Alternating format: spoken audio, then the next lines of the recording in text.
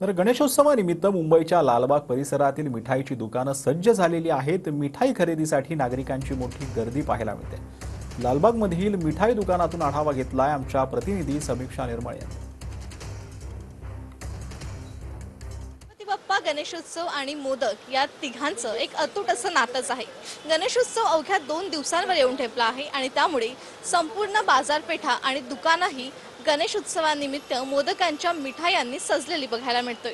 आपण सध्या आलोय लालबाग येथील लाडू सम्राट या मार्केटमध्ये आणि आपण इथे बघू शकतो की किती वेगवेगळ्या प्रकारच्या मिठाया उपलब्ध आहेत आणि ग्राहक देखील मिठाया घेण्यासाठी मोठ्या प्रमाणात उपलब्ध आहेत। आपण काही ग्राहकांशी बातचीत करूयात आणि जाणून घेऊयात त्यांचं या गणेशोत्सवानिमित्त काय खरेदी केली। मी ॲक्च्युअली आमच्याकडे मंडळ आहे, सह्याद्री क्रीडा मंडळ, टिळकनगर, चेंबूर।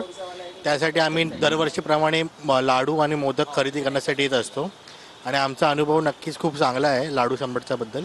आपण बघू शकता किती वेगवेगळ्या व्हरायटीमध्ये आपल्याला इथे मोदक बघायला मिळतो। इथे आंबा मोदक आहेत, बकलावा आहेत, ड्रायफ्रूट फॅन्सी आहे, मिल्क केक आहेत, केसर मावा मोदक आहेत, मिल्क पाक आहेत, मँगो बर्फी आहेत आणि काजू स्ट्रॉबेरी मोदक आहे, पिस्ता मोदक आपल्याला दिसतोय, काजू मँगो मोदक आपल्याला दिसतो आहे। अशा वेगवेगळ्या प्रकारचे आणि ड्रायफ्रुट्सनी युक्त असे सगळे मोदक आपल्याला पाहायला मिळतात। तर गणेशोत्सवानिमित्त 56 भोग आपल्या बाप्पासाठी आकर्षक पद्धतीने सजवलेला आपण बघू शकतो। गणेशोत्सव 2 दिवसांवर येऊन ठेपला आहे आणि गणेश भक्तांनी देखील लाडू सम्राटमध्ये मोठी गर्दी केल्याचे पाहायला मिळत आहे। मनीष सोबत मी समीक्षा निर्मळ, TV9 मराठी, मुंबई।